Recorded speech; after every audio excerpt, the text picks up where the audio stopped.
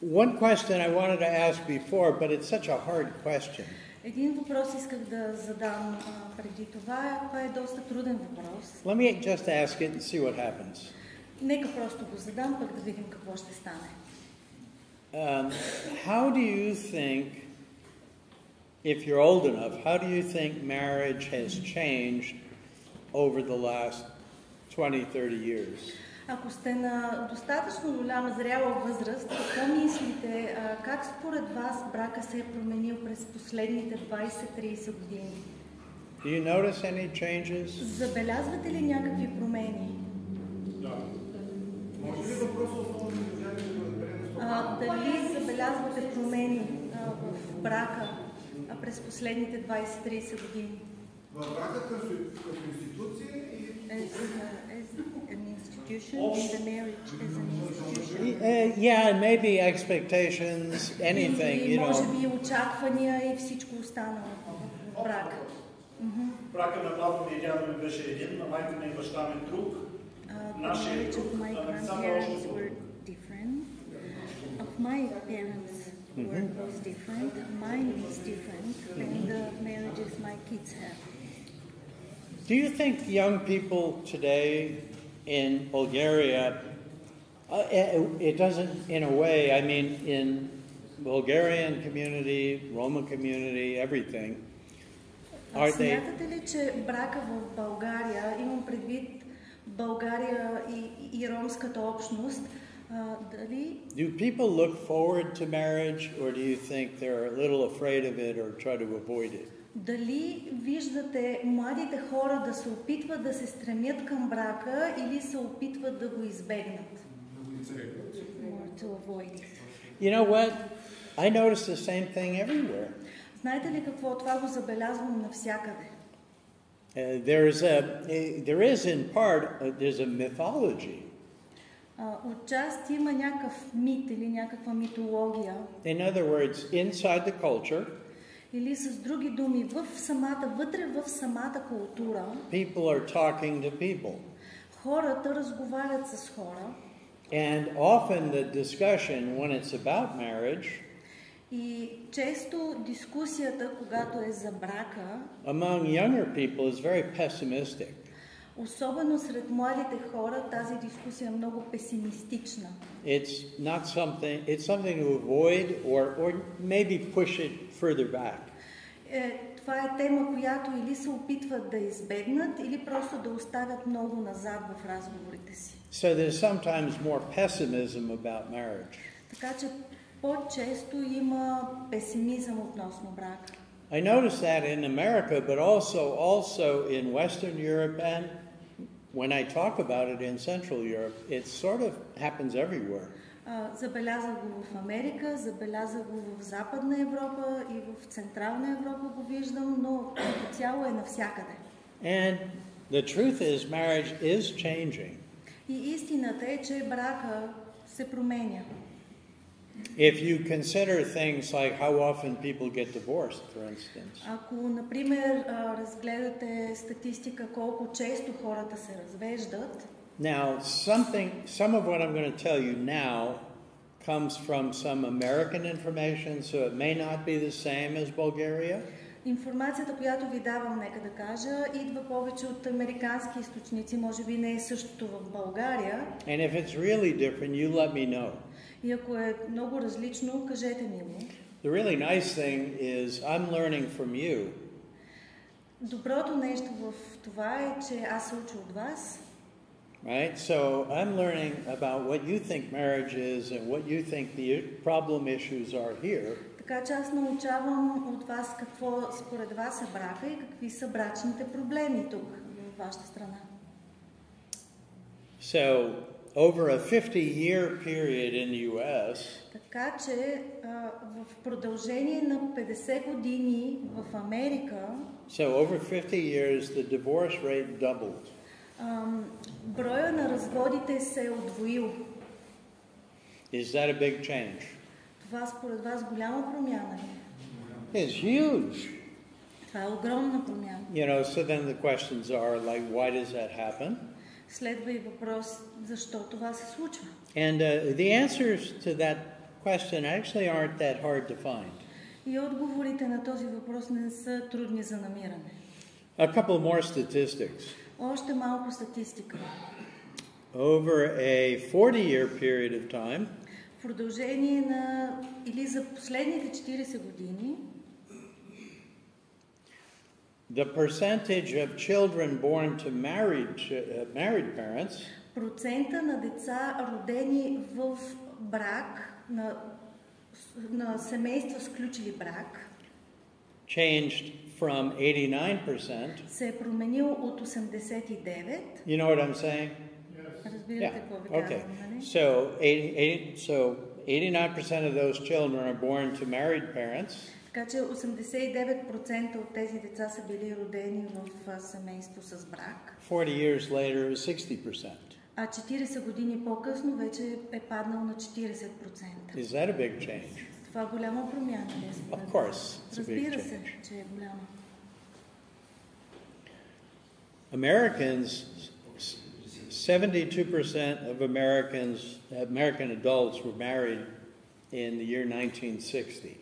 70% от вече по-възрастното население на Америка се женили през 1960 година. So when I was 6 years old, Така че когато аз съм бил на 6 години, 72% of the adults were married. 72% от възрастното население на Америка е било женено. 50 years later, only 50%. А 50 години по-късно само 50% вече са сключвали брак. Obviously big changes. И е очевидно, че това са големи промени. Today in America, more than half of the people who live together Днес в Америка повече от половината хора, които живеят заедно, live together before they get married. живеят заедно преди да се оженят. Is that a big change? Това голяма промяна не Of course, it's a big change. Разбира се. So lots of changes in the way people relate to each other, get married, and so on. Така че има много промени в начина, по който хората се свързват един с друг, имат взаимоотношения и се женят. When I read the statistics, I was curious. I wanted to know, why did the changes happen? Когато четох тези статистики, ми стана много любопитно защо точно това се случва. Now, some of the answers for that are, in a way, some of them are obvious. И по един или друг начин това са очевидни отговори. So I was reading some other stuff, И други неща четох, some surveys, някои изследвания. and the surveys identified attitudes that young people have now. И тези изследвания показват или разследват отношението, което имат сега, в наши дни, младото поколение. So that started about 2010 and it goes to now. И тези изследвания са започнали през 2010 година и продължават до наши дни. Popular attitude is that living together before marriage improves your chance of having a happy marriage later. Популярно мнение е, че да живеем заедно сега, преди брака, помага да изградим по-добър брак след това. It's mythology, it's not actually true. Това е мит. Това всъщност не е истина. But it's a popular story. Но това е популярното мнение. So the story is, well, let's take a test drive. Нека да направим един тест, така да се каже. The fact, though, is statistically that people who live together before marriage are more likely to break up before they even get married.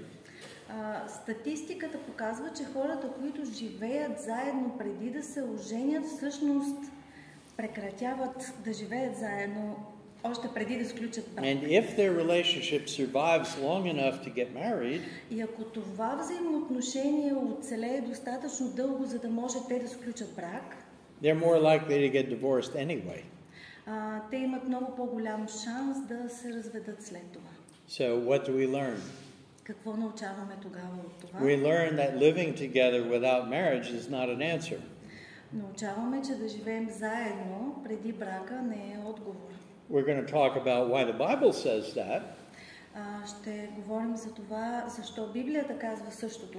But if all we're doing is looking at facts, Но това, което правим сега е да погледнем фактите living together is not an answer. и че да живеем заедно преди брака не е отговор. Another claim that young people have, Друго твърдение, което младите хора имат днес, and I know a little bit about some of this и аз знам малко, because I taught university for years. защото преподавах много години в университет. My students were mostly 18, 19, 20-year-olds. И студентите, на които преподавах, бяха от 18 до 20 годишна възраст. The claim is that marriage actually makes you poorer. You're more poor. Yeah. Твърдението беше, че брака всъщност те прави по-беден. So marriage is a financial drain. То е финансова цедка. So that's the claim. Това е твърдението. The fact is not the same. Факта не е това. There's an article that was written called actually it was a study. Имаше статия, която прочетох, или по-скоро то е нещо като научна статия. The surprising economic benefits of marriage. Изненадващите ползи от брака, се казва статията. The study proved that people who stayed married И изследването доказваше, че хора, които са останали в брак, had 75% more wealth when they became old than people who broke up or were single. С 75% по-заможни или по-богати, отколкото тези, които не са се оженили, не са встъпили в брак. I know that's not Bulgaria, but I'm not sure it's going to be that different here. Знам, че това не е България, изследването, но мисля, че нещата не са по-различни тук. So why is marriage beneficial for actually saving a little more money as you get older? Защо тогава брака така е с толкова голяма стойност, когато за имането на малко повече пари, когато остареем? Why do you think that is?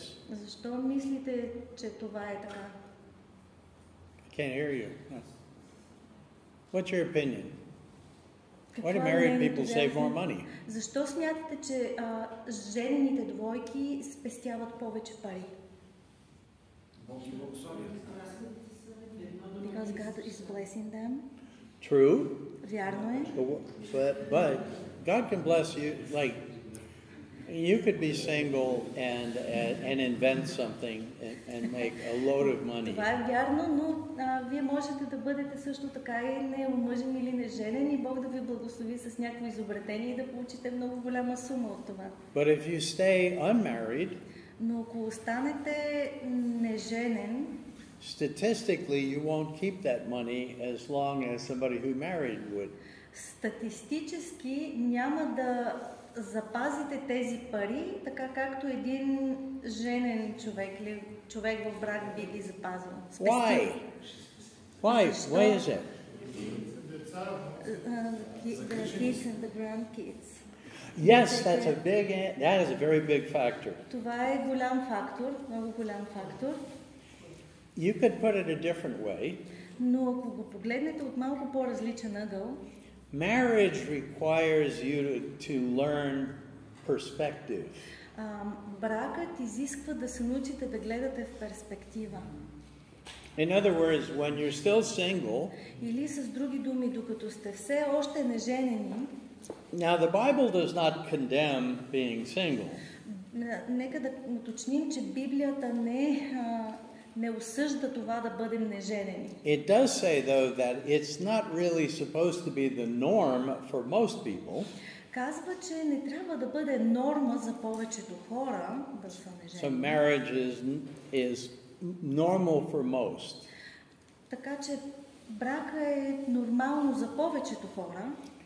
That perspective when you have a wife or a husband, children, grandchildren. Така че перспективата или гледната точка, когато имаме съпруг или съпруга, деца и внуци, it changes what you value. Е всъщност да промени нашите ценности. My youngest daughter, Martha, Моята най-малка дъщеря Марта finally went to university and then got a job in medical administration. Учи в университет и най-накрая си намери работа като медицински администратор или администратор в болница. She didn't get rich on that job. Did not. Тя не забогатя от тази работа. She was making enough to have a living. Стигаха и колкото да живее добре. But in all the years before Martha got married, но през всичките години преди Марта да се омъжи, Martha always had trouble managing her money. Тя винаги имаше проблеми с това да менажира, да управлява средствата си. How come? Как така? It's very simple. Много просто е. Because you want what you want. Защото искаш каквото искаш. You want something, you buy it. Simple. Искаш нещо и си го купуваш. It's a straight line. Straight line between your desire and the... Това е една права линия между вашето желание и постигането му. It's kind of hard to save money when you do that. И ако правиш това, е много трудно да спестяваш пари. You need perspective to save money. Но за да спестиш пари, трябва да имаш гледна точка. My wife and I, we didn't do a great job either, even after we married, until we started having kids. Ние с жена ми не се справяхме много добре също, преди да ни се родят децата. Even our parents were shocked. Дори самите наши родители бяха шокирани. Suddenly, Bill and Cheryl are learning responsibility. Най-накрая Бил и Шерил се научиха на отговорност. We don't eat out a lot. We save. Не излизахме навън много, почнахме да пестим. That is definitely not who we were when we were younger. Това определено не беше това, което бяхме, когато бяхме по-млади. So the study was just basically saying marriage gives you perspective. Така че това изследване също ни казва, че брака ни дава и добра гледна точка. And you know what it is, really? You're not living for yourself anymore. И вие знаете вече това, защото вие не живеете за себе си. Вече не живеете за себе си. If you have a healthy marriage, you're living for your spouse and the kids. Ако имате един здравословен брак, вие живеете вече за вашия брачен партньор и за вашите деца. Not just the kids and maybe the spouse, but the spouse and the kids. Не за децата и може би брачния ми партньор, а за брачния ви партньор и децата. You're not wasting your life, you're not wasting your money. Не пропилявате живота си, не пропилявате средствата си. You're always thinking about what kind of example am I setting for my children. И винаги мислите какъв пример аз давам на децата си. When you're a young person, you hate responsibility. I mean, you don't really want it. Когато сте млад човек, вие мразите отговорностите. But God не е това, uses което искате. God uses marriage and childbirth and things like that to change our perspective. Но Бог използва брака и раждането на децата, за да променя гледната ни точка. Here's another claim. Ето и още едно друго твърдение. So the young people would say most couples are unhappy in their marriages. Младите хора ще ви кажат днес, че повечето двойки са нещастни в брака си. So if you're married, you're miserable. Така че ако си женен, значи си нещастен. But when surveyed, Но когато били изследвани, I forgot, there's a specific survey, I don't remember what they call it. 2/3 of the unhappy marriages will become happy within 5 years if you stay married. но изследването е показало, че 2/3 от нещастните бракове са станали по-щастливи в продължение на 5 години, когато двойките от нещастните бракове са решили да останат заедно. It's funny, really, to me. За мен това е Смешно, забавно. If I take a survey and you're married and you've been married maybe 2 years, Ако участваме в анкета и аз съм женен и вие сте женени от 2 години, 2 years is after the honeymoon is over. 2 години са точно фазата след приключването на медения месец. The newlyweds, they have a glow, but the glow is over now. Знаете, че скоро женените двойки имат така един блясък, едно просветление на лицето, който вече е изчезнал, нали, след 2 години. If marriage, forgive me for the analogy, but if marriage is like warfare, и простете ми за аналогията, но ако брака е битка, война, sometimes once you hit that 2-year point, понякога, когато стигнете точно на тези 2 години, до точката на тези 2 години, the warfare changes to trench warfare. Trenches, like World War I. Битката се променя в окопна битка. Все едно сте в окопи. You're fighting centimeter by centimeter. Битката е, приближаваме се към целта сантиметър по сантиметър. You're exhausted. И вие сте изтощени. So if I ask you at 2 years, are you happy? И след, на тази 2 година от вашия брак, ако аз ви попитам дали сте щастливи, A lot of people tell me no. много хора ми казват не. I even have married older couples. Женил съм и по-възрастни двойки. So they're mature. Те са зрели вече. In fact, one of them was, I think, 70, and the other person was like 65. Една двойка, която бракосъчетах, бяха на 70 и на 65 години съответно. I married them. Бракосъчетах ги. 2 years later, they were ready to get divorced. И 2 години по-късно те бяха готови да се разведат. 3 years after that, things start to change. Но 3 години след това нещата започнаха да се променят. If you can last, you become happy. Ако удържите, устоите, ще бъдете щастливи. You understand what the problem really is? Разбирате ли какъв наистина е проблема? We have inappropriate expectations about what marriage is. Имаме неподходящи очаквания за това какво представлява брака. We have a dream about what we want it to be. Имаме си мечта какво искаме или очакваме да бъде. Often it's an escape from the life we had.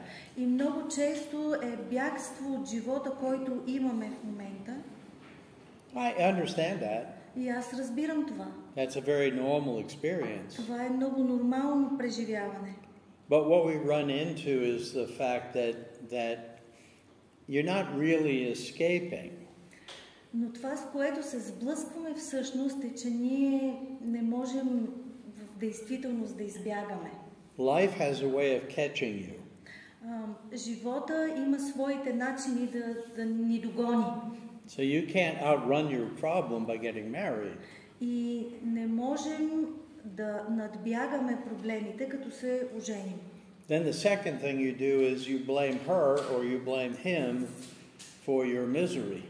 Второто нещо, което правим, е обвиняваме него или нея за вашето нещастие, за нашето нещастие. And you're still missing the point. И все още така не стигаме до важното. Your spouse is not actually your problem. Вашият брачен партньор всъщност не е вашия проблем. The main problem you have, you carry around with you. Основният проблем, който имате, си го носите със себе си. You are your own problem. Вие самите сте собствения си проблем. Husbands and wives are sinners. We know it intellectually. Интелектуално ние знаем, че съпрузите и съпругите са грешници. But the truth of the matter is that until you deal with what's going on in you, you can't have her save you or make you happy. Но корена на Но основното, което трябва да разберете е, че докато не се справите с корена на вашия проблем, който е вътре във вас самите, не можете да очаквате тя или той да ви направят щастливи. So simply, we have the wrong models. We have the wrong expectations about what marriage will be. И най-просто казано е, че ние имаме просто погрешни очаквания за това какво ще представлява брака ни. Or you know the way it is, like when my wife and I, we lived in Europe for many years.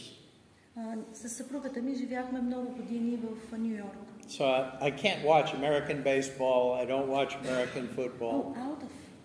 We lived in Europe. We did not live in America. Живяхме дълги години в Европа, не в Америка, и аз не можех да гледам бейсбол и американски. So I had to learn how to watch European football. Така че трябваше да се науча да гледам европейски футбол. Which Americans call soccer, but it's football.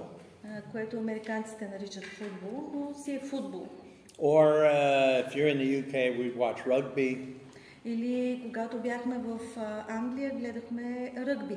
I never understood cricket, so forget that one. Никога не съм разбирал правилата на крикета, така че него не го гледах. But there's this in football. One side is going to lose. Но в футбола винаги има една губеща страна. You have the last chance at the ball. Последния ви шанс с топката е да вкарате гол, за да победите. You have to desperately have one play. It's your only chance to catch them. И за да победите, имате все едно един единствен шанс с тая топка да вкарате гол. How often does that work? Колко често работи това? Rarely? Rarely. Много рядко. Really exciting, but it just doesn't happen. Вълнуващо, но не се случва. So marriage, sometimes we feel like that's the last kick. Така че в брака понякога се чувстваме, че ни трябва последния гол, който да вкараме. That's my last chance at happiness. Брака е моя последен шанс за щастие, да бъда щастлив. And maybe for some of you it's the last chance of escape. И може би за някой от вас е последния шанс за бягство. All of those are inadequate foundations for happiness. Но всички тези неща са неадекватни шансове или възможности за щастие. Now let's take a look at what the Bible says about marriage. Нека да погледнем сега какво Библията казва относно брака. Now some of you have Bibles. If you do, open to Genesis chapter 2. Някои от вас имате Библии, моля ви отворете ги на Битие 2 глава. So, and if you're writing it down, we're going to do chapter 2, verses 18 to 25. Ако си записвате, ще четем стихове от 18 до 25.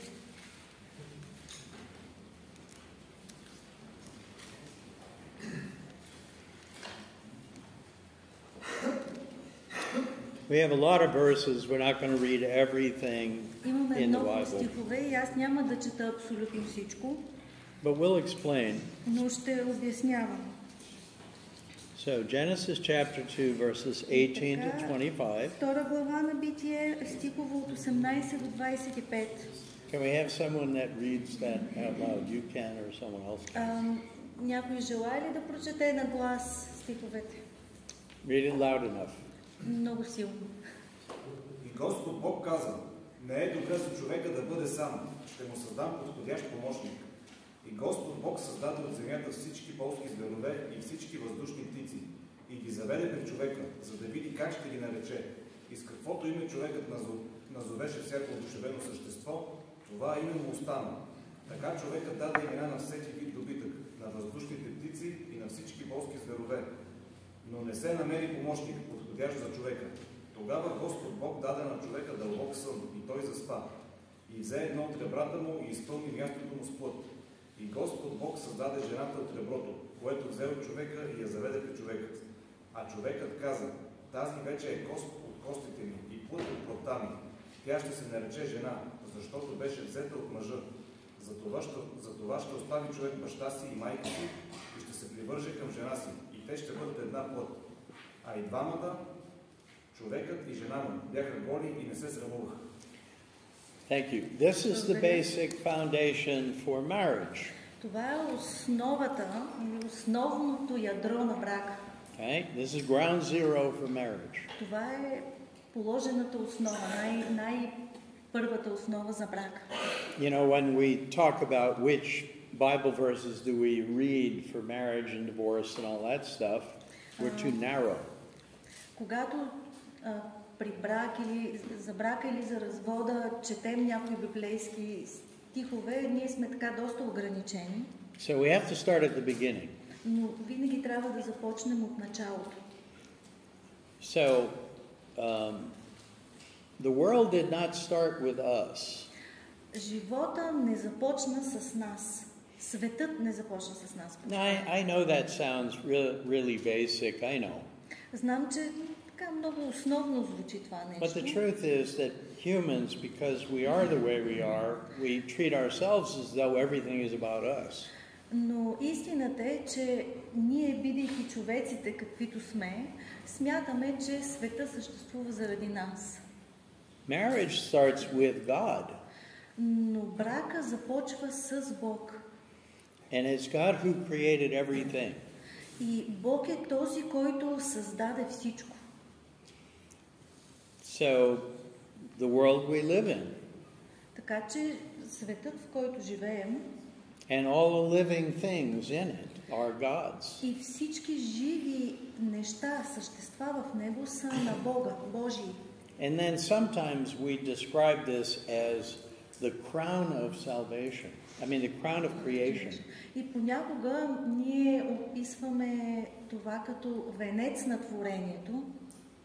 The ultimate act of creation is the creation of men and women. Най-великият акт или последният акт на сътворението е сътворяването на мъжа и жената. So, what God is saying when He made men and women, Така че това, което Бог казва, когато Той сътвори мъжете и жените, that this is my final act in this creative process. това е моето крайно или последно дело в този творец, в този процес на сътворение. It's a high point. Това е най-високата точка. What it's saying is you're not just simply animals. Това, което той казва, е, че не сме просто животни. Right? And because you're not, God has names for you. И понеже не сте просто животни, Бог има имена за вас. He creates men and women. Той създава мъже и жени. They're created of the same stuff. Те са създадени от същото естество. That's also quite important. Това е също доста важно. Because one of the meanings for that is that men are not superior to women or the other way around. Защото това означава, че мъжете не са по-висши от жените или обратното. Neither one of you is a master of the universe. Защото нито един от вас не е господар на Вселената. You're created by a God who made you. Вие сте сътворени от Бог, който ви е направил. Why? Защо? And then it says in verse 20. И в стих 20 се казва: Adam there didn't have a helper. Но не се намери помощник, подходящ за човека. Адам не си е намерил помощник. Just to be clear, God is not saying that the woman is a housekeeper. Нека да уточним нещо. Бог не казва, че жената е домашна прислужница. She's not simply like a husband's servant. Тя не е просто слугиня на съпруга. But in the language of the Bible, но на библейския език she is his companion, his counterpart. Тя е този, с който той прекарва живота си, близък другар. She's made, so according to the way the Bible says it, Така че според това, което Библията казва или начинът, по който Библията го определя, God took one of Adam's ribs Бог взе едно от ребрата на Адам and he made woman. и сътвори жена. It's not saying that women are inferior to men. Тук не се казва, че жените са по-нисши от мъжете. The main point is that men are made for women and women are made for men. They belong together and they're not complete without each other. Основното, което се казва е, че мъжете са сътворени за жените и жените са сътворени за мъжете и те не са цялостни без другия. You see the basis of marriage in this? Виждате ли основата на брака в тези стихове? That woman or that man were made to complement you.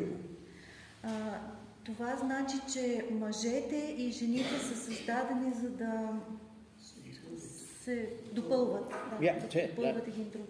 Yeah, to complete you. Да ви направи пълни, цялостни. So that together you are the one creation of God's that He intends.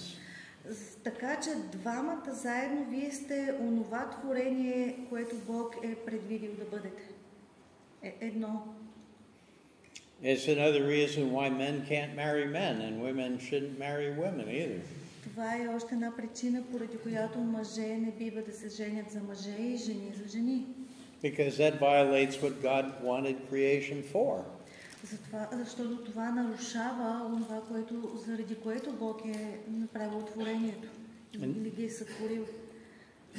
In verse 23 it says then, в 23 стих се казва, this at last is bone of my bones and flesh of my flesh. Човекът каза, тази вече е кост от костите ми и плът от плътта ми.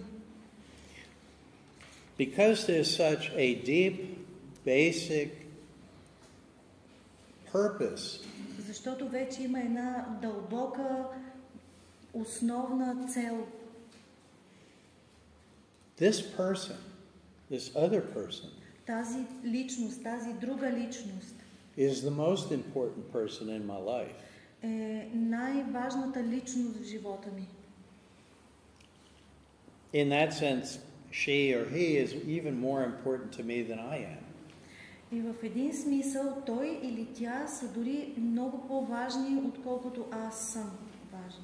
Therefore a man shall leave his father and mother and hold fast to his wife. Затова мъжът ще напусне майка си и баща си и ще се привърже към жена си.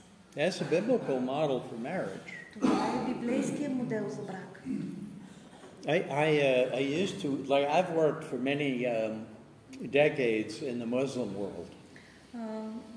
Десетки години съм работил сред мюсюлмани. So if you go to places like Bangladesh or maybe Pakistan or India in a Muslim home, така че ако отидете в Индия, Бангладеш или Пакистан в мюсюлмански дом, when a man and women get married, когато мъж и жена се женят, the woman becomes subordinate to her mother-in-law. Жената става подчинена на свекърва си. She becomes the mother-in-law's servant. Тя става слугиня на свекърва си. Now it's possible the mother-in-law might love her daughter-in-law.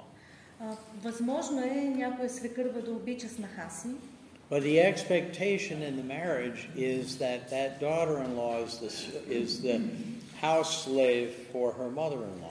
Но очакванията в този брак са, че жената, съпругата, ще бъде слугиня на свекърва си. In that family, the son who married this woman в това семейство сина, който се жени за тази жена, still worships his mother. Продължава да хвали или да се покланя на майка си. Now I да know я цени повече. It sounds like I'm being unfair. I'm not. Звучи много нечестно, но това е, казвам ви истината. That guy will worship his mom.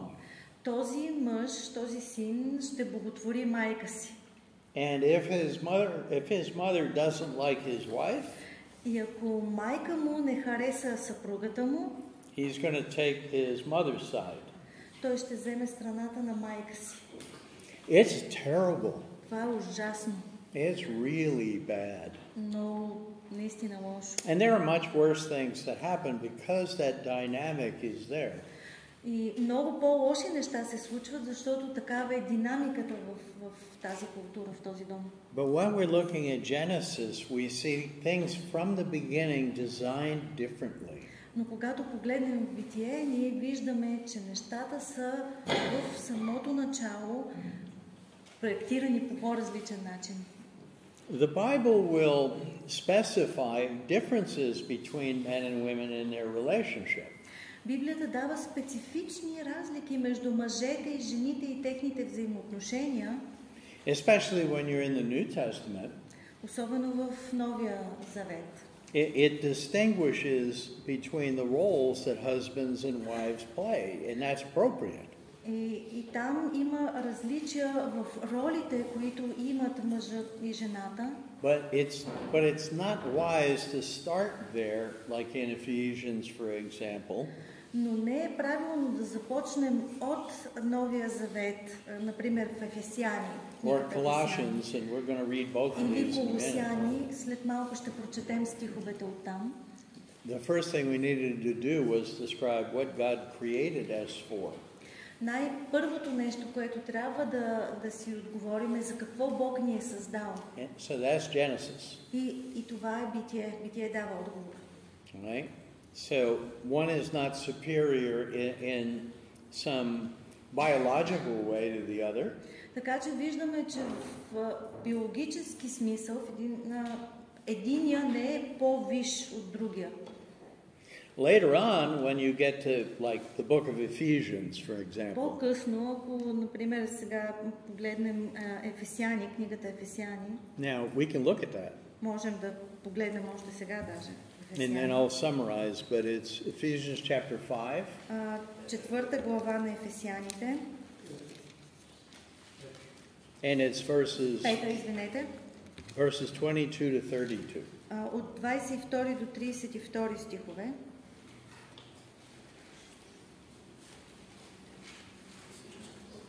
So, who wants to read? Кой би искал да чете? A miracle, we have the same volunteer. But go ahead, that's fine. Thank you.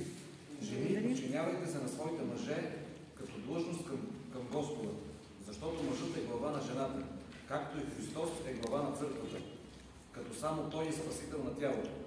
Но както църквата се подчинява на Христос, така и жените нека се подчиняват във всичко на своите мъже. Мъже, обичайте жените си, както и Христос възлюби църквата и предаде себе си за нея, за да я освети, след като я е очистил, с водно умиване чрез Словото, за да я представи на себе си църква славна, без петно или бръчка, или друго такова нещо, но да бъде свята и непорочна.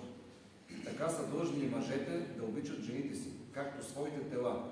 Който обича жена си, себе си обича, защото никой никога не е намразил своето тяло, а го храни и се грижи за него, както и Христос за църквата, понеже сме части на Неговото тяло, от Неговата плът и от Неговите кости.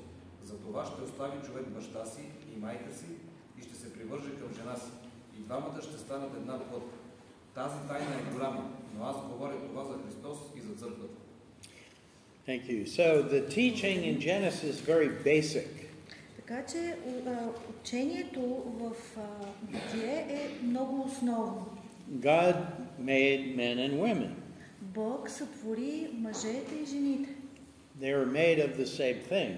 Те са създадени или сътворени от едно и също нещо. They were made for an essential relationship with each other. Те са създадени за изключителни взаимоотношения едни с други. That completes us. И това ни завършва, прави ни завършени. And because of the way the language is used, и поради начина, по който е използван езика в Битие, they are necessary for each other. Те са си необходими един на друг или един за друг. Sometimes when you're fighting with your spouse, понякога, когато се карате с брачния си партньор, you will say, you know what, it would be a lot easier without her. Много често може да си кажете, знаеш ли какво много по-лесно щеше да ми е без теб. Actually, or him. Или, да, без него или нея. I love her, Обичам я, например, but it's too painful. но е прекалено болезнено. I'd be better off without her. По-добре щеше да ми е без нея. No, Не, it's not. не е така. You can't be because you weren't made for that. Не може да бъде така, защото вие сте сътворен за това. So if you weren't made for that, no matter what you think, it's never going to work the way you wanted it to.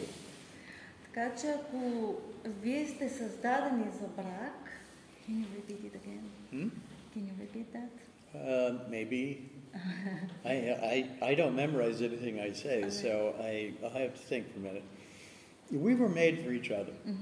Тоест ние сме създадени един за друг и идеята беше, че независимо от това какво си мислим, нямаше да бъде различно, защото сме създадени един за друг. When we ignore that fact, Когато игнорираме този факт and we say, I'll be happy if I live by myself, for и example, си кажем, аз ще съм по-щастлив или по-щастлива, ако живея сам, or if I divorce her, или ако се разведа с нея или него, you're foolish because you weren't made for that. вие сте глупак, защото не сте създадени за това. You see what I'm saying? I'm saying the solution is not a solution. Разбирате ли, решението, което си мислите, че е решение, всъщност не е решение. Do we на know, проблема. do we know more than God knows? Знаем ли повече, отколкото Бога знае? I don't know about you, but I don't. Не знам за вас, ама аз не знам повече от Бога. I don't know better than God. Не знам по-добре от Бога. No, so He made us for this purpose, for each other, Той ни е създал с тази цел един за друг and that bond is deeper than any other human bond. и тази връзка е по-дълбока от всяка останала връзка човешка. Bone on bone. Bone on bone. Кост от кост. Romans. A long time ago, I had problems since I was a kid with my feet, so a doctor had to break both of my feet. Преди години имах проблеми с стъпалата си и доктор трябваше да счупи и двата ми крака. I know I'm old and fat, but I'm a tough guy. Сега може да съм стар и плешив, но съм твърд. But God had to break both of my feet Да, но Бог трябваше да счупи и двете ми стъпала. to fuse the bones back together again. Доктора трябваше да счупи и двете ми стъпала, за да може да намести костите някакси там. So I could keep walking. За да може да продължа да се движа. So if I wanted to move forward in my life, God had to break with that. I think God had to break my feet so I could keep walking. Така че, за да можех да продължа в живота си напред, Бог трябваше да ми счупи краката. God fuses us together, husbands and wives, so we can go where He wants us to go. Това е, което ни слепва като съпруг и съпруга. Бог иска да вървим накъдето Той иска да вървим. If you're a person, a human being, you don't have a smarter idea than that. И ако вие сте човек, човешко същество, не можете да имате по-мъдра или по-интересна идея от тази. So if marriage is like a house, the ground floor, the foundation is what God is saying He did at creation with Adam and Eve.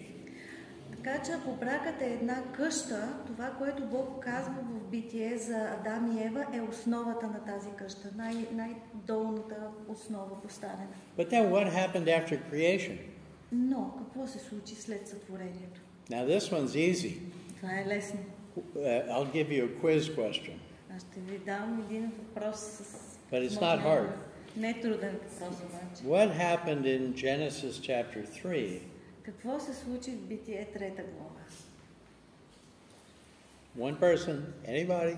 Някой? The fall. Yeah! Oh, praise the Lord, somebody got that. Слава Богу, някой го каза. Стигнахме That's до това. right. Точно така. Sin happened in the garden. В градината се появи грехът. And what did that sin affect? И този грях е факт. Какво засегна? О, ефект, sorry. Извинете, какво засегна този грях? Sorry, I missed something.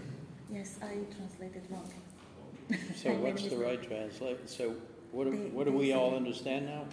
They understand what's the effect. What So affected. the effect is everything fell. Какво засегна? Засегна всичко. Всичко грехопадна. That means inside you Това fell. означава грехопадна всичко във вас също.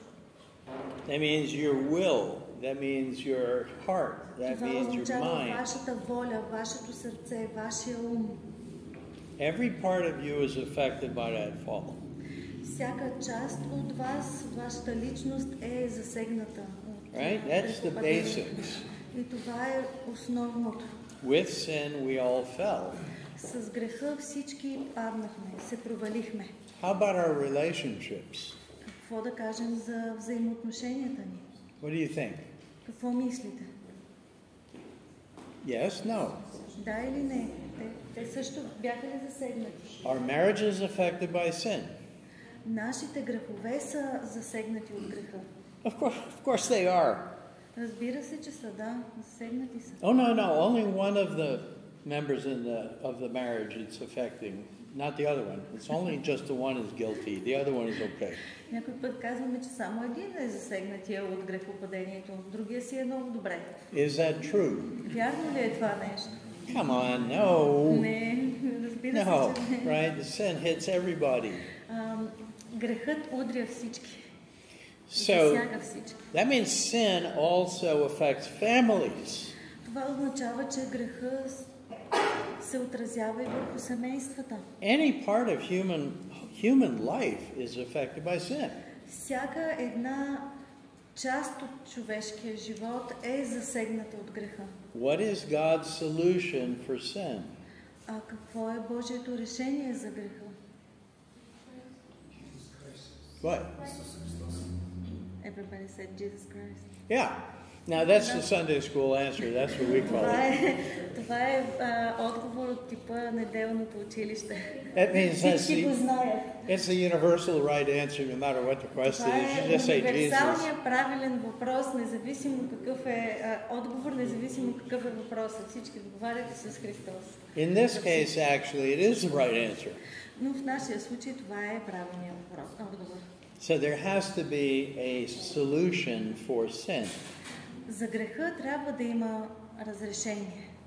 Since humans caused the problem, Понеже хората причиниха проблема, and since sin is invested itself in us, or infested, и понеже греха е като зараза вече в нас, the навлязъл, solution has to come from outside me. разрешението на проблема за греха трябва да дойде извън мен. If the consequence of sin is death, Ако последицата от греха е смърт and eternal separation from God, и вечно отделяне от Бога, the only one that can solve that problem is God. единственият, който може да разреши този проблем е самия Бог. And the way he does that is through Jesus Christ. И начина, по който той разрешава проблема е чрез Исус Христос. Now we'll have to have a separate course to talk about how that all works, because it's more complicated than that. Това е тема на отделен курс. But the point is that it is Christ that actually can come in and heal relationships. Но основното, което исках да кажа е, че Исус е този, който идва и изцелява взаимоотношенията. And the New Testament tells us that when we have faith in Jesus Christ, И Новия Завет ни казва, че когато имаме вяра в Исус Христос, when Jesus saves us, когато Исус ни спаси, we are in Christ. ние вече сме в Христос. And that's where we find life. И там е където намираме живота. So what God does when he sends his son, Jesus, Така че това, което Бог прави, когато изпраща Сина си Исус, he heals the root problems of sin, Той изцелява основните или дълбокия корен на греха. And he sets in motion the mechanism that repairs all of the relationships that have been destroyed by sin. И пуска в действие механизмите, които изцеляват това, което разруши грехът. The Bible describes the way back from sin. Библията ни описва пътя обратно от греха. The centerpiece of that is what Jesus does for us. И основното нещо е това, което Исус направи за нас. But the other part of the story I want to make sure you understand. Но искам да съм сигурен, че разбирате останалата част от историята.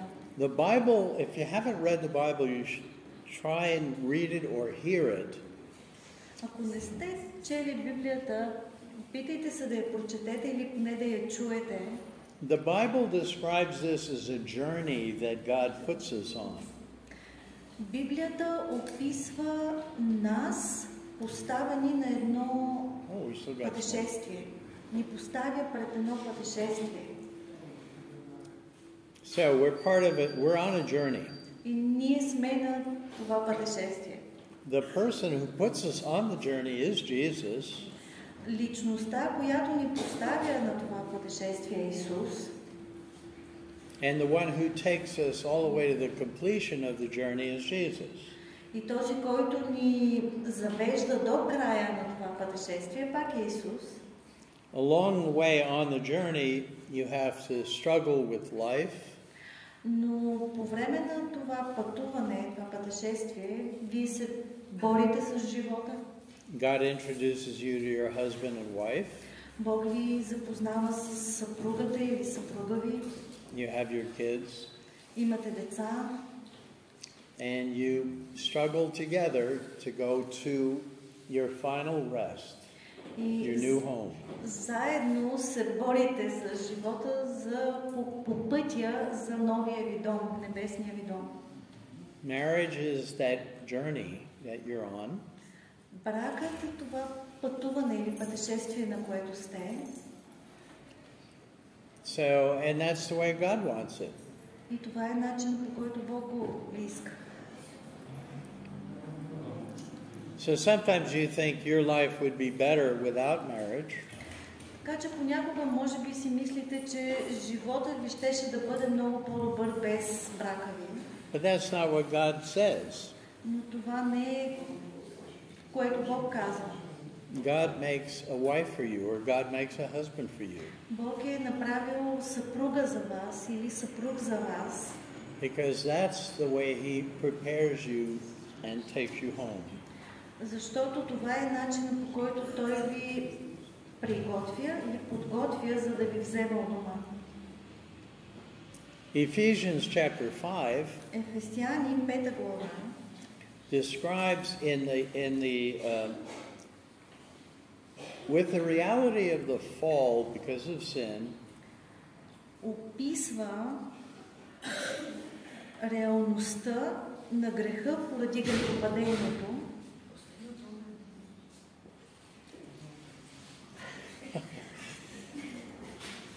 It is harder than I thought. With the reality of sin, God describes in Ephesians chapter 5 how the family should work in order to stay on that journey together. Имайки пред себе си реалността на греха, Бог в Ефесяни описва как ние да останем на пътя на това пътешествие към Него. You remember back in the Old Testament, God creates a people for Himself? Нали си спомняте в началото на Стария Завет как Бог създава хора за себе си, народ за себе си? He takes them out of a land of slavery into a land of freedom and Той ги извежда life. от земята на робството и ги води към земя, в която тъкат мляко и мед. But every step of the way you have sin making it harder. Но всяка стъпка, която те предприемат, става много по-трудна поради греха. And people want to do what they want to do. И хората искаха да си правят каквото си искаха. There's a whole generation of people that die in the desert. И цяло едно поколение от този народ измрява в пустинята. Because they're not living the way God had created them to be, and because they're not following God the way He told them to do it, Защото те не живеят по начина, по който Бог им каза да живеят и не го следваха по начина, по който Той ги бе създал да го следват. their life doesn't work. Живота им не работеше добре, не вървеше добре. Does that make sense to you? Разбирате ли го това? It's really not that complicated in a way. Не е сложно това нещо. God reconstitutes human beings so that they'll go with Him now. Бог възвръща човешките същества, за да може да ходят по Неговия път или с Него сега. And what the New Testament does is it describes what that new life looks like. И това, което описва Новия Завет, е всъщност какво представлява този нов живот. That's not that hard to think about either. It's not hard. Това не е трудно It's нещо. hard to do. It's not hard to describe. Не е трудно да го опишем, но е трудно да го вършим. So what God is doing is He's working each one of us in Jesus Christ. Така че това, което Бог прави, е да работи във всеки един от нас, чрез Исус Христос или в Исус Христос. He's pulling us together as families.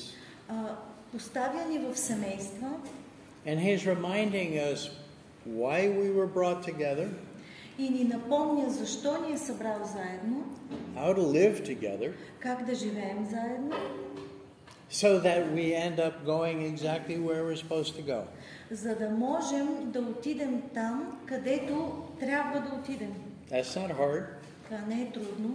In Ephesians 5, it specifies what that means. И конкретно Ефесяни 5 глава ни казва какво означава това. What Ephesians 5 is doing is just basically telling us that marriage succeeds. Това, което Ефесяни 5 глава всъщност ни казва е, че брака успява. Husbands and wives are living in the way that God specified for their relationship. Когато съпрузите и съпругите живеят по начина, по който Бог специфично е показал как да живеят. Just stick to the plan. И просто придържайте се към плана. Wives, submit to your own husbands as to the Lord. Жени, покорявайте се на съпрузите си, както на Господа. For the husband is the head of the wife, even as Christ is the head of the church. Защото съпругът е глава на съпругата, както Христос е глава на църквата. And it also says that Christ is also the head of the body, which is the church. И също е казано, че Христос е глава на тялото, което е църквата. So it is describing a specific role for husbands. Така че тук се описва една специфична, конкретна роля за съпруга. And wives should submit to that role. И съпругата трябва да се покори на тази роля. Now, as the church submits to Christ, and it says that, сега, когато църквата се покорява на Христос, това е казано тук. right? Because you're a Christian, so you submit to Christ, right? Така че вие, ако сте християни, вие се покорявате на Христос, нали така? Me too. Аз също. But so also wives should submit to their husbands. По същия начин съпругите трябва да се покоряват на съпрузите си. But then later on, Но малко по-късно, in the New Testament, в Новия Завет, in the book of Colossians, в книгата Колосяни, which is written by the Apostle Paul, която е написана от апостол Павел, it repeats the fact that wives submit to their husbands, се повтаря факта, че съпругата се покорява на съпруга си, but it goes further. но отива малко по-нататък. Дава ни още нещо. Husbands, love your wives. Казва, съпрузи, обичайте съпругите си. And in English it says, and don't be harsh to them. В английския означава не бъдете груби към тях, не бъдете взискателни. It's a relationship that's going to go in both directions or it won't work. За да може да проработят взаимоотношенията, трябва да вървят и в двете посоки. Husbands can't make all the demands. Съпрузите не могат да правят или да изискват само.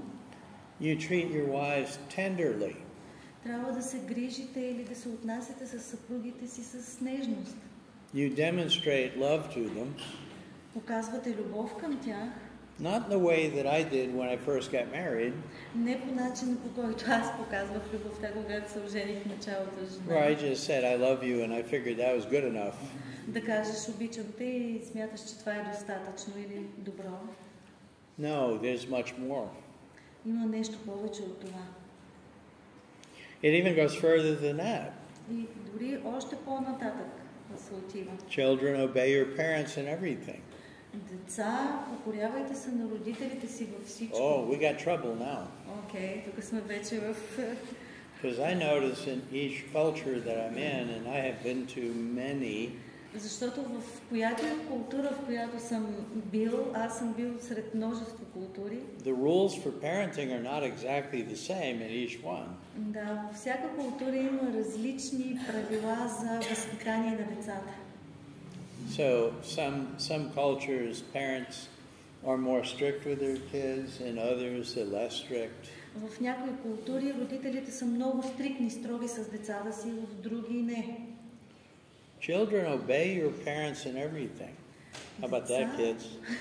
Деца, покорявайте се на всичко, във всичко на родителите си. Какво ще кажете, деца, за това? What is everything? Какво всъщност включва всичко? I mean, if they ask you to jump off your house, like the roof of your house, is Ако that ви okay? накарат да скочите от покрива на вашата къща, това нормално ли е? Добре? Nah. No, it's not. Не. It's appropriate when it conforms with what God says that father and mother should be doing with their children. Подходящо е това, което Бог казва, да е това, което майката и бащата казват на децата си да правят. Let me be just straightforward. Но така ще го кажа пряко. The Bible actually counsels against beating your kids.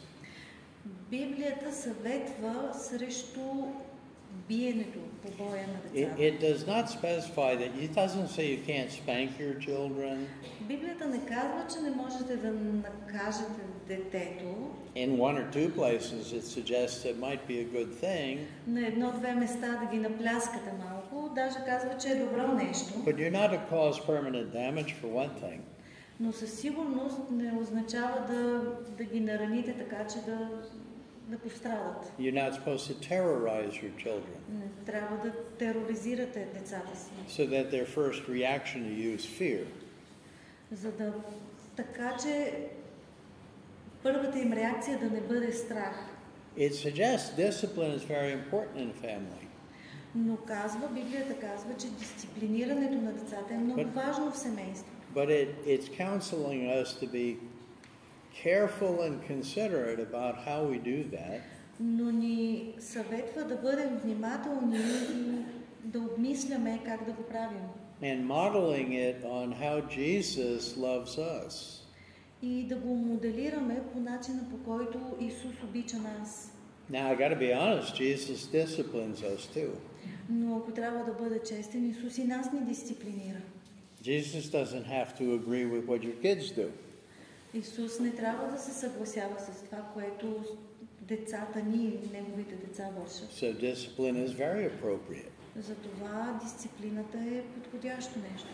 It was very interesting when I was many years ago. I was in Turkey. Преди много години бях в Турция. And I was staying with a friend of mine. И бях отседнал при мой приятел.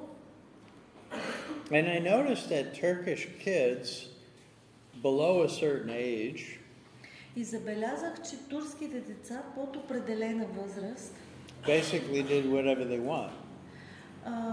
си правеха каквото си искаха. I mean, no restrictions, basically. Нямаха никакви ограничения.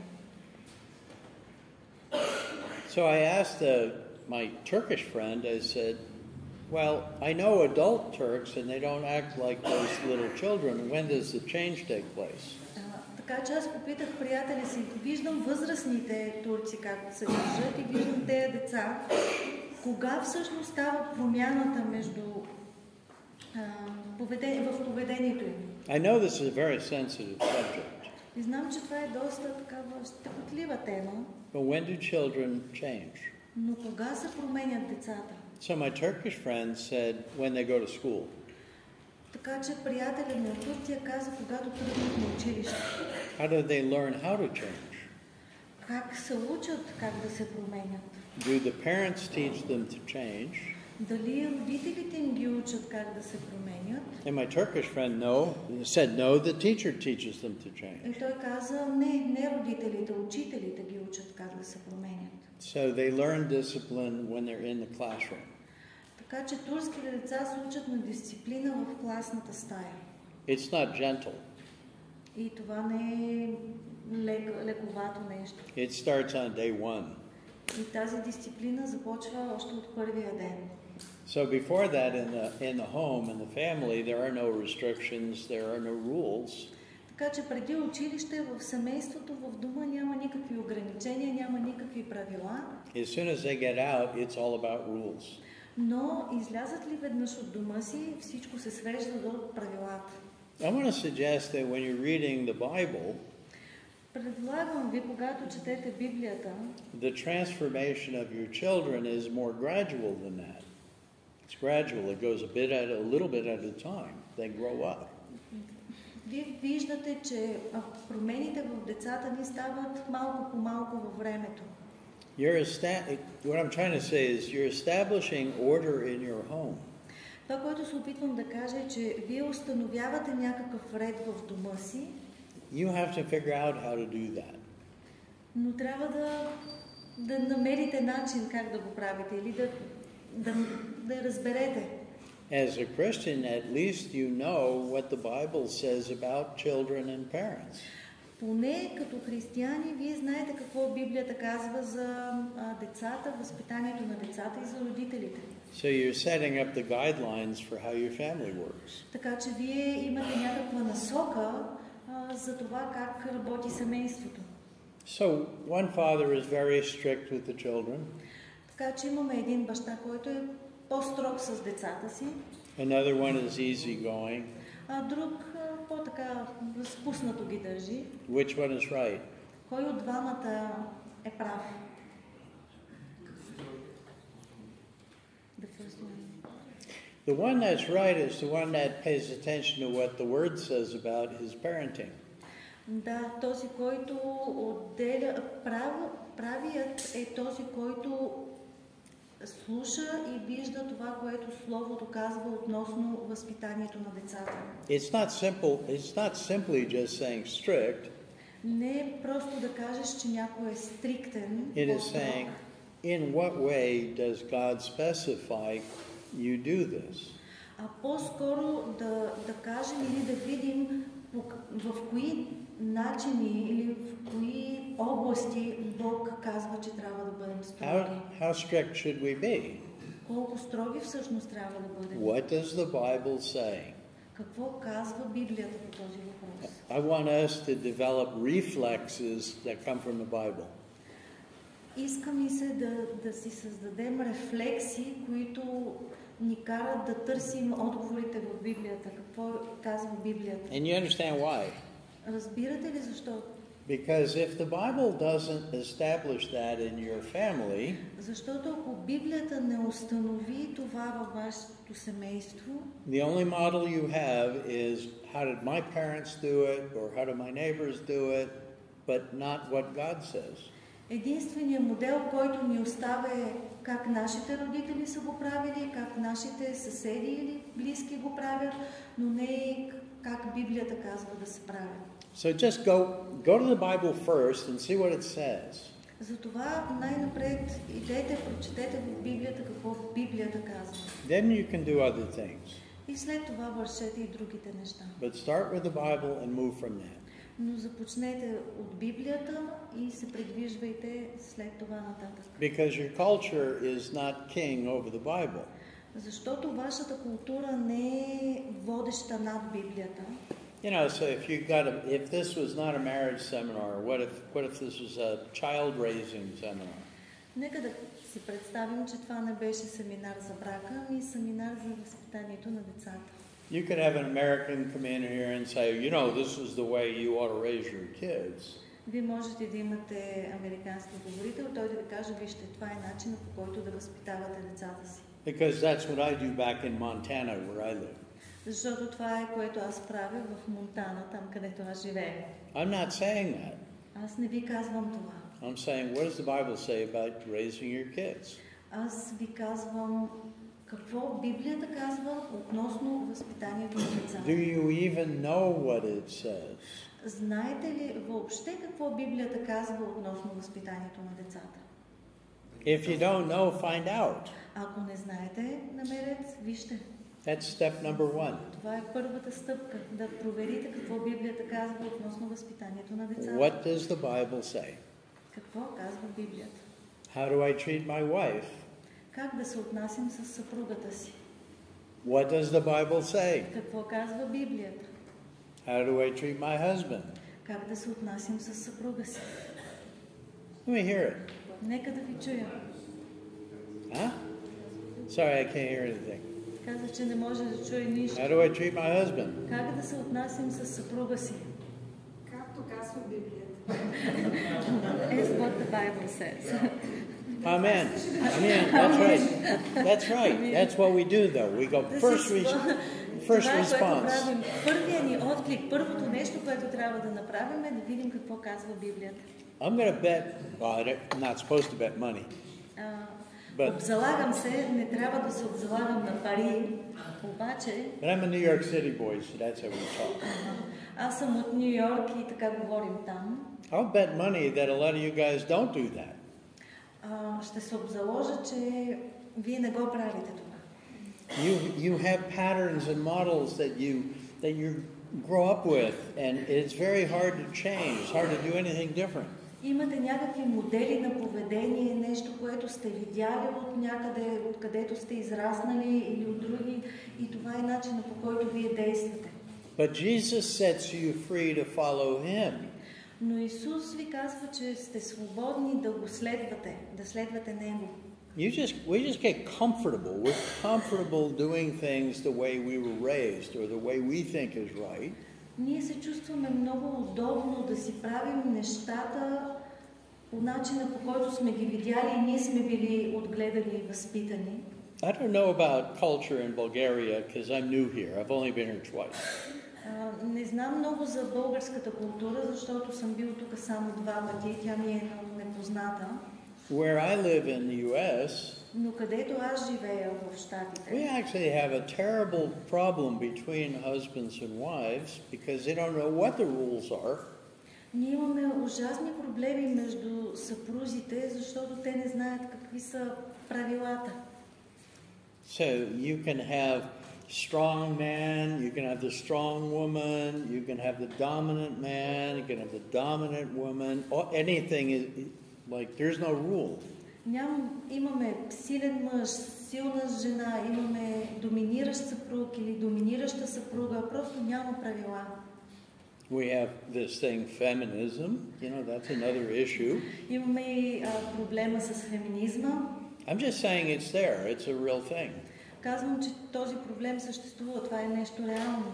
And if you grow up in a family that strongly believes in everything like this, и ако имате семейство, което силно вярва във всичко това, then sometimes like the biblical description of family completely disappears. Тогава библейското описание на семейството напълно изчезва. But we're Christians, right? А ние сме християни, нали така? So what does the Bible say? Така че, какво казва Библията? I'm not picking sides on politics or anything. I'm saying whatever the Bible says is what I'm supposed to do. Не вземам някаква политическа позиция, просто питам какво казва Библията по този въпрос. Colossians chapter 3. Колосяни 3 глава. Look at that. Вижте това.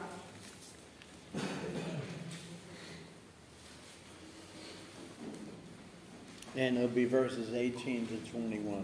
От 18 до 21 стих. This is another part of the New Testament Това е друга част от Новия Завет, where the Apostle Paul is talking to a church. където апостол Павел се обръща към една конкретна църква.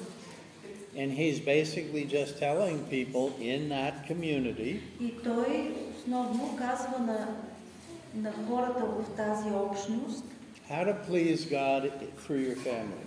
как да почитате Бог чрез семействата си. So Colossians 3 verses 18 to 21. Четем 3 глава от 18 до 21 стих. Who wants to read? Кой иска да чете? We have a volunteer. Доброволец. Go right ahead. Правила за семейен живот. Жени, подчинявайте се на мъжете си, както прилича в Господа. Мъже, обичайте жените си и не се получавайте против тях. Деца, покорявайте се на родителите си във всичко, защото това е угодно на Господа. Бащи, не дразнете децата си, за да не се обезсърчават. Слуги, покорявайте се във всичко на господарите си по път, като работите не за очи, като да угаждате на човек си, а със сърдечна простота, като се боите от Господа. Wives, submit to your husbands as is fitting in the Lord. Жени, покорявайте се на мъжете си, както е подходящо в Господа. Which means, wives, submit to your husbands in a way that is appropriate. Това означава по подходящ начин. How do you know what appropriate is? Как съпругите знаят кой е подходящия начин да се покоряват на съпрузите си? What does the Bible say Какво about, казва Библията относно покорството? right? Нали така? We get lazy. I mean, we do. Ние ставаме мързеливи. So when you're lazy, you go, well, this is the way we've always done it. Така че когато станем мързеливи, започваме да го вършим по начина, по който винаги се е вършил. But our life in Christ calls us to pay more attention than that. Но нашия живот в Христос ни призовава да отделяме по-голямо внимание върху това, да сме внимателни в това. Submit to your husbands as is fitting. Покорявайте се на Господа, както е прилично. На съпрузите си, както е прилично в Господа. Husbands, love your wives and do not be harsh with them. Съпрузите да обичат съпругите си и да не бъдат груби към тях. I have an example. I'm not sure I should use it here because it involves sex. Не съм сигурен дали трябва да кажа този пример, но имам един пример, който It's a very important question for marriage, but I'm not sure with children here if we should do that. Не съм сигурен с децата тук дали трябва да продължаваме да говорим за тази тема. If you think I shouldn't, I won't. Ако мислите, че Let's talk about it at the break. Добре, ще говорим за това по време на But it's a very serious issue. Но това е сериозен въпрос. We cannot afford to avoid it. И не можем да си позволим да го избегнем. So once we got a break, let's let the kids do something and let's talk about it for just a minute. It won't take long.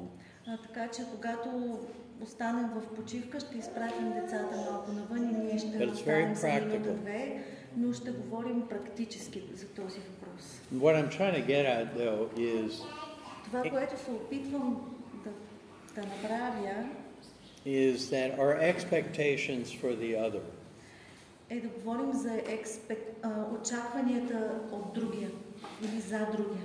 Can't be just formed by our own passions or our own desires. Очакванията за другия не трябва да бъдат основани на нашите собствени страсти или копнежи. They have to be determined by what is appropriate for the relationship. Те трябва да бъдат определени от това, кое е подходящо за взаимоотношението. According to what God says about how we're supposed to act with each other. Според това, което Бог казва относно отношението ни един към друг или как да се отнасяме един към друг. Maybe another way to say it, very easy. Или да го кажем по друг малко по-лесен начин. We should treat our spouse as though we realize that she or he was made in God's image. Трябва да се отнасяме към брачния си партньор така, сякаш ние осъзнаваме, че те са създадени по Божия образ. And that they're not objects that make you happy. И те не са някакъв предмет или нещо, което да ни прави щастливи. You know, so me, I kind of knew that maybe that I was really married and I was going to stay married. I think I realized that. Аз осъзнах, че съм женен и ще остана женен.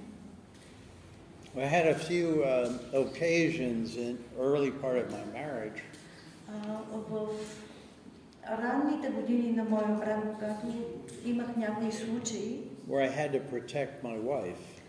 в които се наложи да защитавам съпругата си. And I discovered that I would do it no matter what. И открих, че ще го правя независимо от какво се случва. And she was the first one that I felt I would die for. И тя беше първият човек, за когото почувствах, че бих умрял за него. There'd be nothing I wouldn't do to save her life. И че няма нищо, което няма да направя, за да спася живота й. So that's a person that you know you're loving them when it's not just about making you happy. Така че вие знаете, че обичате брачния си партньор, когато те не са тези, които ви... Целта те да съществуват не за да ви правят щастливи. And that's probably a reason why I'm still married. И това може би е причината, поради която аз все още съм женен. I don't know how to describe that because my wife and I, my sister-in-law. Не знам как да го опиша точно, но снаха ми stayed with Cheryl and my wife and I for a week once. My sister-in-law stayed in my house with my wife and I for 1 week. Сестрата на жена му е останала на гости при тях за една седмица. And we were only married 1 year. И той и съпругата му били женени само една година. She told me after that, След това посещение съпругата му казала: I will never stay with you two again. никога повече няма да остана с вас двамата заедно. She said I developed a twitch, so like she couldn't control her facial muscles. Заради това, че сестра е била с тях, тя е имала някакъв тик, развила е тик и не е можела да контролира лицевите си мускули. We were fighting so much we gave her a nervous condition. Защото той и снаха му са се карали толкова много, че... You and your wife. Yes. My wife and I were fighting so much that my sister-in-law developed a facial problem. Окей. Значи, извинете, грешката е моя. Те са се карали толкова много, че снаха му, т.е. сестрата на жена му всъщност имала този тик, е развила този тик. My wife's mother pleaded with my wife before we got married. Майката на жена му е умолявала жена му. Are you sure about this? Are you sure you two should get married? Да не се женят. Един вид го е питала: сигурни ли сте, че искате да се ожените вие двамата? And my wife said, "Yeah, Mom, I think we're just going to have to get married." И жена му е казала: да, мамо, мисля, че ние трябва да се оженим. Okay, well at least that means that you're not a danger to anyone else. И тогава майка е казала: това поне означава, че няма да бъдеш опасна за някого другиго, а само за едно за него. See, this is why I do a lot of marriage counseling. Това е което и аз правя много съветвания относно брака. And that's a true story.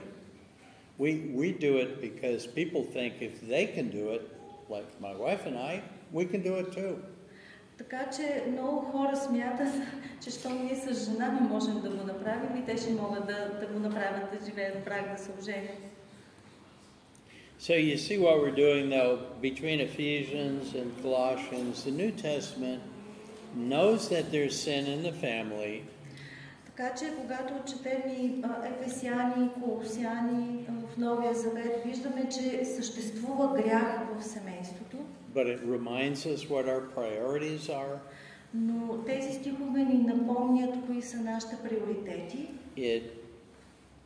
It makes everything submit, everything that we do in the family submit to God's will in Christ. И всяко нещо, което ние правим в семейството, се покорява на Божията воля в Христос. It's important. И това е важно. To please God and live the way He wants us to. Да угодим на Бога и да живеем по начина, по който Той иска.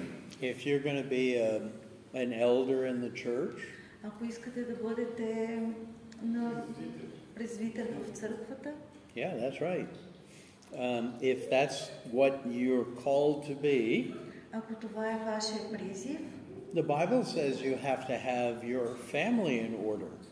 Библията казва, че трябва семейството ви да е в ред, подредено.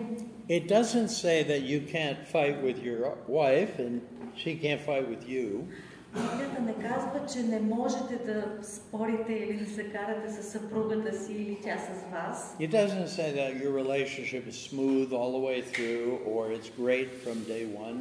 И не казва също, че вашите взаимоотношения трябва да бъдат на високо ниво и перфектни още от първия ден. It really does suggest, though, that whoever is going to be an elder should be married long enough where they're working through those problems. Предполага обаче, че този, който иска да бъде презвитер, трябва да бъде достатъчно дълги години женен, за да може да разрешава тези проблеми, които възникват. So that there is a level of order and peace that starts to take over the family. Така че трябва да има някакво ниво на ред и на мир, за да може този човек да започне това служение. I mean, the basics, the husband of one wife. И основата, съпруг на една жена, who's a serious husband. Който е сериозен съпруг. He's self-controlled. Той притежава самоконтрол. Which means he's not out of control. He's not out of control. That's right. He's not out of control. He has some control. Той не е такъв човек, който не се контролира. Напротив, той има някакъв контрол в себе си. He's not in rage all the time. Той не е в състояние на гняв през цялото време. Не се гневи. It says he's respectable.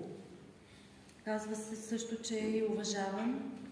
Which basically just means that he's not an object of scandal. Да, т.е. той не е по някакъв начин участник в скандали. It says he's hospitable. Казва се, че е гостоприемен. That means he welcomes people into his home. Това означава, че той приветства хората с добре дошли в дома му. That one is not always easy to do in practical terms. Практически погледнато това не е нещо много лесно. Because it depends on where you live and what you have. Защото много зависи от това къде живееш и какво притежаваш. But basically it is somebody who is welcoming. Но в основата си той е човек, който приема хора в дома си.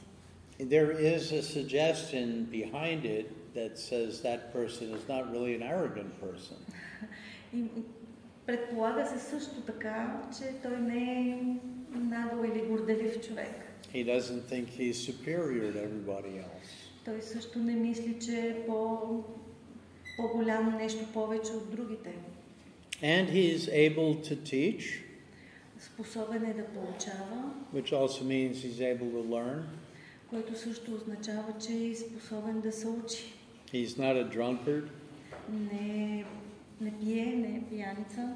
He's not violent essentially. That's not who he basically is. В основата си неговата природа не е да е агресивен, не е агресивен по природа. That's another long subject. Това е друга дълга тема за обсъждане. Right? Because a lot of people I know that are elders leaders that I have counseled myself have deep anger problems. Защото много хора, които са на такива високи позиции в църквата, с които съм говорил и съм съветвал, дори и аз, са имали проблеми с гнева. But they hide them. Но ги прикриват. And what that means is you're angry on the inside and you try to control it on the outside.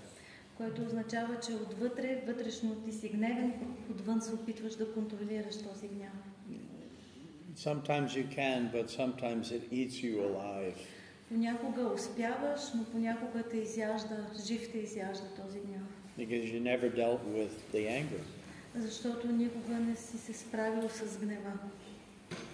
Not a lover of money. Той не обича парите. You're not greedy. Не е алчен. You don't enter into relationships, especially in the church, in order to get rich. Ти не разрешаваш проблемите в църквата с цел да забогатееш. I hate to say it, but it does happen. Не ми е приятно да го кажа, но се случва и това. He manages his own household well. Той управлява добре дома си. How? Как? That's really not easy to answer. Това не е лесен въпрос, на който да отговоря лесно. Like, what role does the husband and wife have with their children? Например, каква роля съпругът и съпругата имат по отношение на децата си и техните деца? It's not always the same exactly. Не е винаги едно и също. Our husbands, like, does the husband come home from work, for instance? Does he come home from work?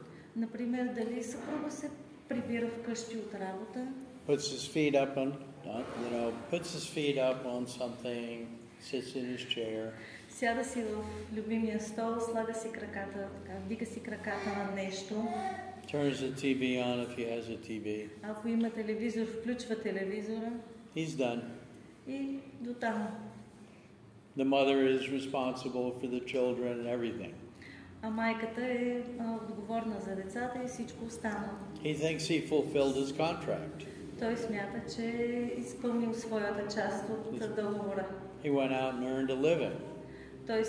Той е бил навън, припечелил е нужното за семейството. But that's really not what it's saying. Но това не е каквото се казва, каквото наистина казва Библията. He's still a husband and he's still a father, right? Той все още продължава да бъде и съпруг и баща, нали така? So he's not working on a time schedule saying, I've put in my 8 hours, now it's up to you. Тук не става въпрос за това, аз изработих моите 8 часа, сега е твой ред.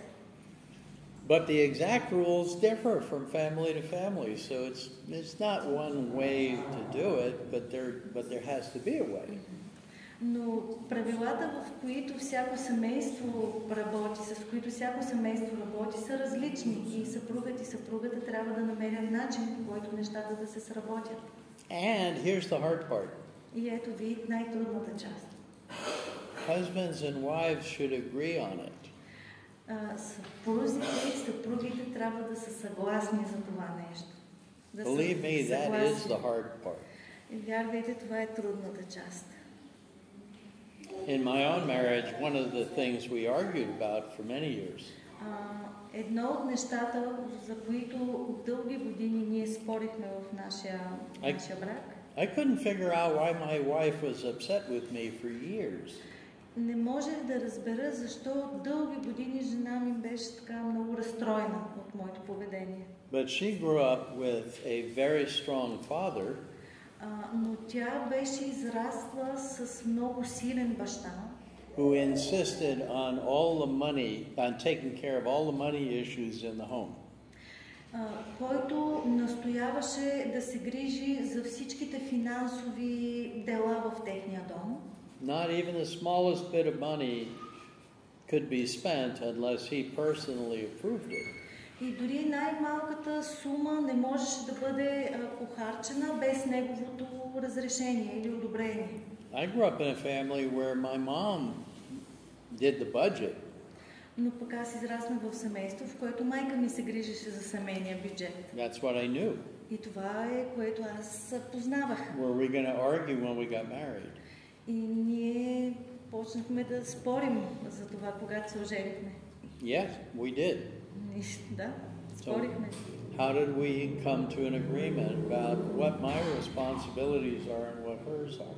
Така че как можем да стигнем до единство и съгласие за моите отговорности и нейните отговорности, кое е моя и кое е нейна отговорност?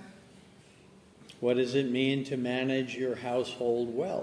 Какво означава да управлява добре дома си? Maybe the last part here is, with all dignity, keeping his children submissive. И може би най-трудната част от всичко е с цялото достоинство, което има да държи децата си в подчинение. You know what dignity, how do you describe dignity? Как описвате достоинство? What are other words that you would use to describe it? Имате ли други думи, с които да опишете тази дума? If somebody's dignified, for example, what does it mean? Authority? He said something. Yeah, kind of. Yeah, I think that's related to it. Yes, of course. Малко, свързано е. Like honor. Yeah, that's also related to it. Това също може да бъде свързано, да. In English, we'd say he doesn't make a spectacle of himself. На английски означава, че не е станал за смяхане, не за посмешище. It means he's not always yelling and screaming at everybody because they don't want to listen to him. Тоест, той не е човек, който непрекъснато крещи на всички, понеже не го слушат. In our family, we had one person who he was always he had a problem because he thought his family didn't respect him. В нашето семейство имахме един човек, който смяташе, че семейството му не го уважава. And kind of they didn't. They didn't really. До някъде те наистина не го уважаваха. So he was always having to remind them. Затова той винаги трябваше да им напомня да го уважават. I'm your father. Аз съм ти баща. You have to listen to me. Трябва да ме слушаш. You have to respect me. Трябва да ме уважаваш. We were almost the same age, so we were having kids at the same time. Ние бяхме на еднаква възраст горе-долу, имахме деца по едно и също време. I figured you instantly have problems when you have to tell your kids that. И аз смятах, че човек има проблем, щом непрекъснато трябва да напомня на децата си да го слушат. It's same thing at work, you know, if you're in a supervisory role, if that's your job. Ако, например, си на някаква такава по-висша позиция, в която трябва да управляваш хора, там това би вършило работа, да им напомняш, че си на такава позиция. If I have to keep telling somebody, you know I'm your boss, you do have a problem then.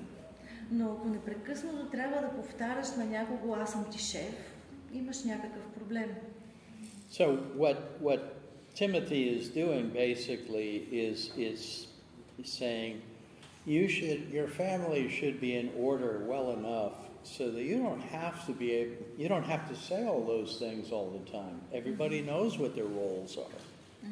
Така че това, което Павел казва на Тимотей, е един вид, ти трябва така да си подредил семейството, че да не трябва да им напомняш непрекъснато, че ти си този, който управлява семейството. In practical terms, it also means not only do you not have to remind everybody that you have this authority.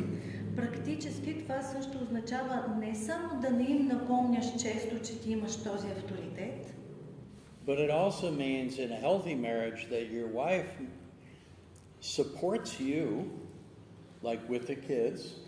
Но това в едни здравословни семейни взаимоотношения означава, че съпругата ти те подкрепя в това относно децата и възпитанието на децата. She's not undermining your authority. Тя не подценява авторитета ти. She's never siding with the kids against you. Никога не застава на страната на децата срещу теб. And you're not undermining her authority either.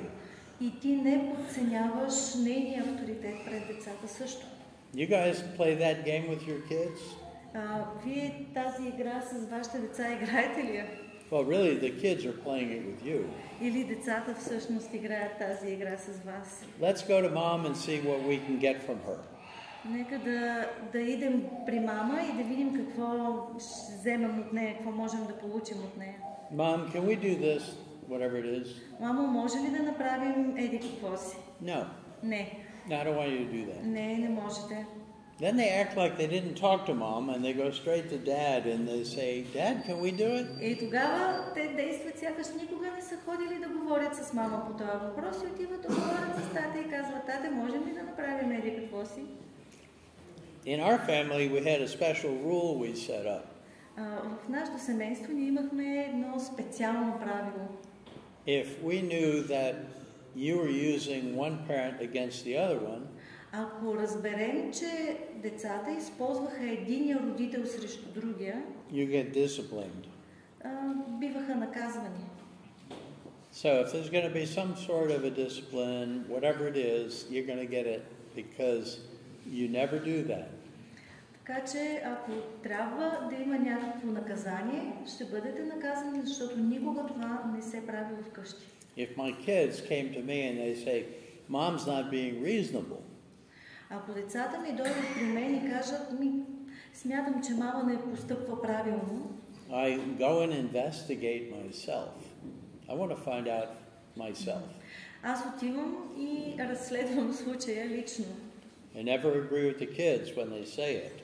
Никога не се съгласявам най-напред с децата, когато ми кажат нещо. If my kids complained to their mother about me, same thing. She's going to want to know the facts herself. She is not going to assume those kids are right. She's not going to side with the kids. И ако децата отидат да се оплачат на съпругата ми относно мен или нещо относно мен, тя не взема тяхното място, не взема тяхното мнение, идва и разговаря с мен. Does that make sense to you? Разбирате ли го това?